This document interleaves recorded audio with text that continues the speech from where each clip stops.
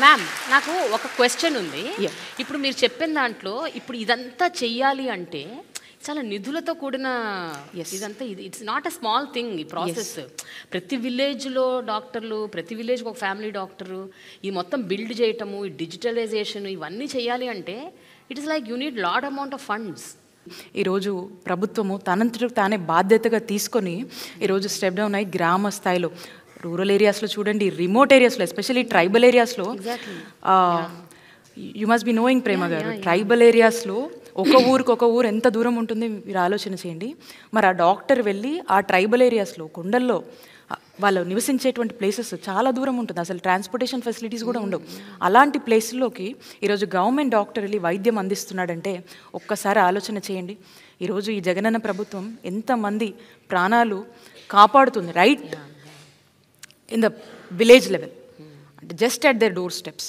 జగనన్న ఆలోచన ఏంటంటే ఎప్పుడు కూడా ఇది ఎంత కాస్ట్ అవుతుంది, ఈ కాస్ట్ వల్ల మనం ఆలోచన చేద్దామా, ఇవి ఆలోచించరు. కాన్సెప్ట్ ఆలోచిస్తారు, దీనివల్ల ఎంతమంది ప్రజలకు మంచి జరుగుతుంది, దీనివల్ల ఎంతమంది ప్రాణాలని ఈ రాష్ట్రంలో కాపాడగలుగుతాము, ఎంతమందిని మనము ఈరోజు ఎంతమంది కుటుంబాలకు మనం అండగా నిలబడతాము, ఎంతమందికి భరోసాగా ఈరోజు జగనన్న ప్రభుత్వం నిలబడుతుంది అనే ఒక ఆలోచనలో ఆలోచిస్తూ ఒక మానవత్వ కోణంలో కష్టం తెలిసిన వాళ్ళకే దెబ్బ తగిలినోడికే నొప్పి తెలుస్తుంది అంటారు కదా, ఆ విధంగా ఆలోచిస్తూ ముందుకు వెళ్తారు. అలాగే ఈరోజు మేము చేస్తున్నాము, మా ప్రభుత్వం చేసుకుంటా పోతుందని కాకుండా ఇవి ఎలా రీచ్ అవుతున్నాయి, వాళ్ళు సాటిస్ఫైడ్గా ఉన్నారని ఒక థర్డ్ పార్టీ. సో మనము ఈ వరల్డ్ బ్యాంక్ సంబంధించి కావచ్చు, ఆర్టీఐ అని ఒక సంస్థ ఉంది, వాళ్ళతో కూడా మనము ఏ విధంగా ఇవి అమలు అవుతున్నాయి వాళ్ళ ఫీడ్బ్యాక్ కూడా మనం తీసుకొని ఇంకా మనం ఏం చేయొచ్చు అంటే మా మీదకి ఇంకొక మానిటరింగ్ అథారిటీ తీసుకొని మాకు మేమే, ఇది ఇంకొకరు మానిటర్ ఎవరో చేసి ఇచ్చింది కాదు, మాకు మేమే ఒక థర్డ్ పార్టీతో ఒక మానిటరింగ్ అథారిటీని ఎంచుకొని ఆర్టీఏ వాళ్ళు రీసెంట్గా చేశారు. సో కాబట్టి అక్కడ నుంచి మళ్ళీ ఫీడ్బ్యాక్ తీసుకొని మేమేమైనా సరి చేసుకోవాల్సినవి ఉన్నాయా, ఇంకా బెటర్గా మనం ఎలా ఇవ్వచ్చు అనే సర్వీసెస్ మీద మనము ఆలోచనల మీద ఇవన్నీ కూడా మనమే ఎంగేజ్ చేసి మనమే దీని మీద కూడా మళ్ళీ బాధ్యత తీసుకొని వెళ్తున్నటువంటి పరిస్థితి. So I would say that one unique programme is this family doctor programme, where every poor, every unaffordable sector can feel that, healthcare for everybody అన్నది, feel that రిచ్ పీపుల్కే కాదు మా జగనన్న మాకు కూడా ఫ్యామిలీ డాక్టర్ని ఇచ్చాడు అట్ ఫ్రీ ఆఫ్ కాస్ట్.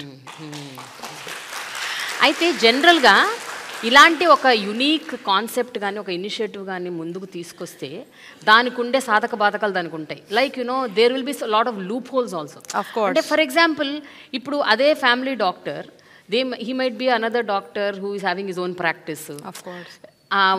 ఎక్కడైతే ఇప్పుడు వెళ్ళి ఆయన సర్వీస్ చేస్తున్నాడో వాళ్ళ క్లినిక్కి డైవర్ట్ చేయొచ్చు, అడిషనల్ టెస్ట్లు రాయించవచ్చు. ఇవన్నీ మీరు ఎట్లా మానిటర్ చేస్తారు? How are you able to do that? We have a good monitoring mechanism అండి. Okay, definitely other than the programme ఈ మన గవర్నమెంట్ ఫెసిలిటీస్లో మనం ఎంగేజ్ చేసినటువంటి డాక్టర్స్ అంతా కూడా they are very committed. Whoever is having that commitment, ఎందుకంటే వాళ్ళకు తగ్గ పే స్కేల్ని కూడా మనం ఇస్తూ, అంటే ఎక్కడ కూడా they should not feel that గవర్నమెంట్లో పనిచేస్తున్నామంటే ఒక ఇదిలో వాళ్ళు ఫీల్ అవ్వకుండా they have to feel comfortable in either of the ways. అన్ని విషయాల్లో వాళ్ళకి సంబంధించిన సెలవుల విషయంలో కావచ్చు, వాళ్ళకి సంబంధించిన శాలరీ విషయంలో కావచ్చు, వాళ్ళకి సంబంధించినటువంటి జాబ్ కంఫర్ట్లో కూడా వీఆర్ డూయింగ్ ద బెస్ట్ అని నేను చెప్పొచ్చు. అంటే ఉన్న దాంట్లో we are able to accommodate them well. And అలాంటి ఆలోచన లేకుండా మనం ఈరోజు వాళ్ళందరినీ అకామిడేట్ చేస్తూ ఆ కంఫర్ట్ జోన్ని క్రియేట్ చేస్తూ ఈరోజు మనం వాళ్ళని మోటివేట్ చేస్తూ ఎంకరేజ్ చేస్తూ వాళ్ళు కూడా బాధ్యతగా ఫీల్ అయ్యి ఈరోజు గవర్నమెంట్తో పనిచేసేటువంటి యాంబియన్స్ని, అట్మాస్ఫియర్ని ఈరోజు జగనన్న ప్రభుత్వం వాళ్ళకి కల్పించింది.